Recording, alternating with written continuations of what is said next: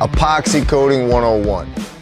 Whether you are the most experienced guy or the least experienced guy on the team, when it comes to the epoxy coatings, it is crucial that everybody's on the same page.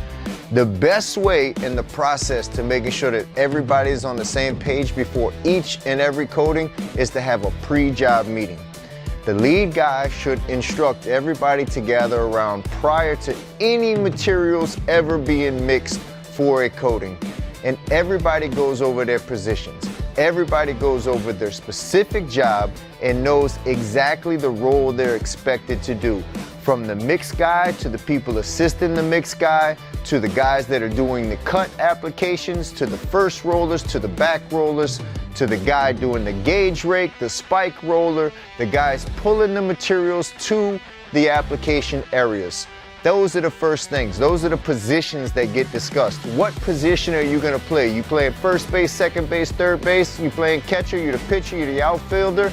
Well, that's what we have. We have cut guys. We have mixed guys. We have first rollers, second rollers, gauge rake, porcupine, the guy that pours out the material, the guy that is keeping control of the flow, right? All of those are positions, and those all need to be thoroughly discussed in the pre-mix application.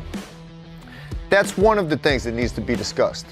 The next thing that needs to be discussed is what is going to go down in the application. Sometimes it's very simple. We have a square building. We're going to start on that side and we're going to work our way to the back. Sometimes we have a very intricate direction and pattern that we need to go to. Multiple rooms. We're going to start over in this room and we're going to work our way to here. Then we're going to swing around this way and we're going to swing around this way and we're going to tie in this around this way. You know, so sometimes it's a very intricate application pattern that we have to go through, and that's discussed so that everybody knows what's going on before the coating starts. Before anybody ever says mix, everybody knows what's going to happen on the application. That is why it is crucial to have the pre-job meeting prior to any application going down. The biggest question we ever get from a client: how much does epoxy coatings cost? Well, guess what? That is a very open-ended question. Okay, there are a million different applications and each and every one is different for us. We may be putting down a 2-coat system, a 4-coat system, a 6-coat system. We may be doing it in a 2-roomed area of 200 feet or a 6-roomed area of 200,000 feet. Okay, so every single job is different. Every single application is different. There are no 2 jobs alike. Even if you're doing the same material on a job that this week that you were doing 2 weeks ago, the process may have changed. It may have a different type of environment. You may be in an unconditioned space versus a conditioned space.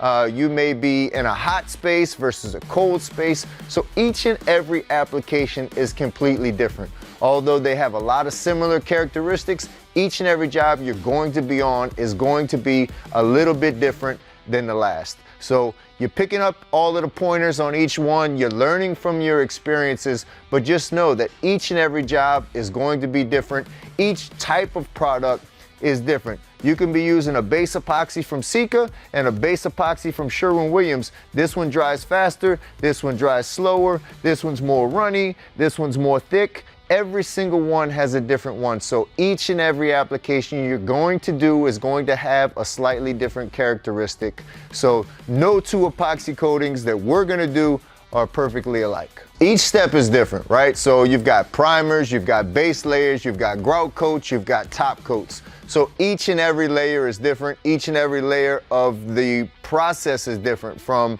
whether we're doing a super aggressive prep for like a thicker milled coating, like a urethane cement. We may be getting a heavy CSP 3 or 4, a very rough, aggressive finish, or we're doing a very thin milled coating and we need a very fine, refined. Sometimes we're doing very thin milled epoxies and they do not hide anything. The smallest hole in the floor will be seen. The smallest crack in the floor will be seen. So every single prep is going to be different for each coating we do.